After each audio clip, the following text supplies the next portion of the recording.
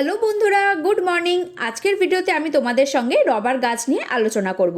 কিভাবে সহজে পরিচর্যা করি, যত্ন করি, সেগুলোই শেয়ার করব। আমার কাছে এই মুহূর্তে 4টে রবার গাছ আছে।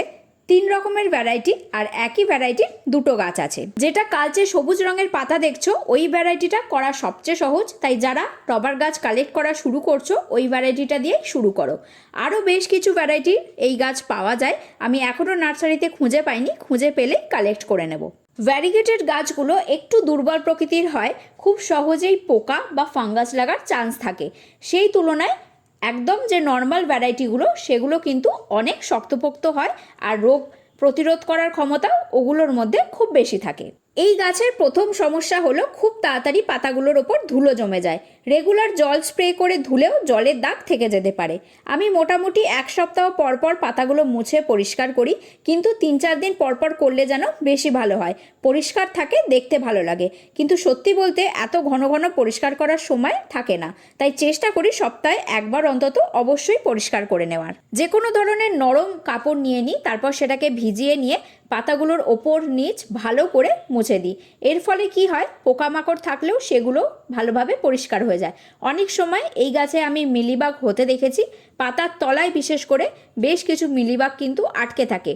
রেগুলার যদি এই গাছগুলো পরিষ্কার করা যায়, তাহলে মিলিবাগও আসবে না, আর মাইটসের সমস্যা হলেও সেটা কমে যাবে। তাছাড়া নর্মাল ফাঞ্জিসাইড আর পেস্টিসাইড তো আমরা যেমন সব গাছে দিয়ে থাকি, এই গাছেও স্প্রে করে দেওয়া যেতে পারে, কোনো অসুবিধা নেই। কিন্তু যেহেতু আমরা রেগুলার গাছটাকে পরিষ্কার রাখছি, তখন কিন্তু পোকামাকড়ও খুবই কম আসবে। এই যে ভ্যারিগেটেড ভ্যারাইটিগুলো দেখছো, এই গাছগুলোতে কিন্তু মাসে একবার করে হলেও যে কোনো ফাঞ্জিসাইড স্প্রে করতেই হবে।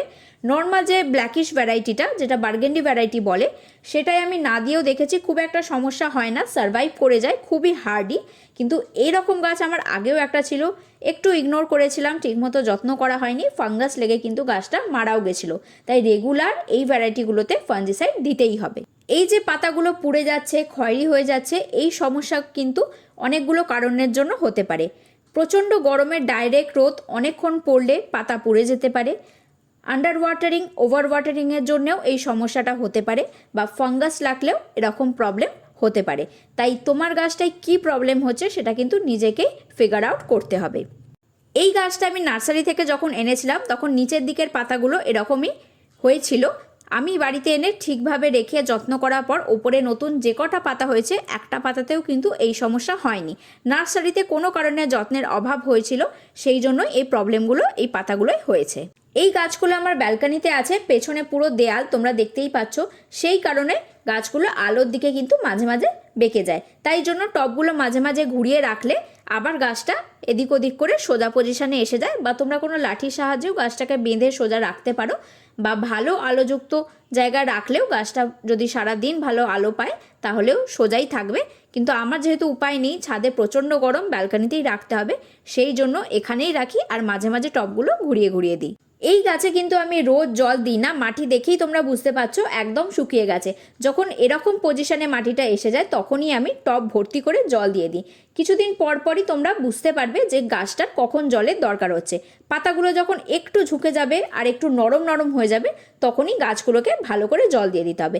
এমনি রবার গাছের পাতা খুব শক্ত টান টান থাকে, যখন জলের দরকার হয় তখন একটু নরম হয়ে যায়। এগুলো তোমাদেরই নিজেদের দেখে দেখে বুঝে নিতে হবে। গাছগুলোয় 1-2 দিন জল না পেলে কিন্তু মরে যাবে না, চান্স কম। কিন্তু রেগুলার যদি ওভার ওয়াটারিং হয়, সবসময় মাটি ভিজে ভিজে থাকে, তাহলে কিন্তু রুটসের অবশ্যই প্রবলেম আসবে, রুটস পচে যাবে। সেই ক্ষেত্রে কিন্তু গাছের হেলথ খারাপ হবে, বাঁচানো অনেক সময় মুশকিল হয়ে যায়। তাই আমি বলবো, বুঝে শুনে কম জল দেবে তাও ভালো, কিন্তু রেগুলার কাদা কাদা করে মাটি ভিজিয়ে এই গাছগুলোয় একদম জল দেবে না। আশা করি আজকের ভিডিও দেখে ভালো ভালো কিছু টিপস পেয়েছো, এগুলো ফলো করে দেখো, তোমাদের গাছগুলো খুব ভালো থাকবে। তো আজকের ভিডিওটা আমি এখানেই শেষ করছি, পরের ভিডিওতে খুব তাড়াতাড়ি দেখা হবে।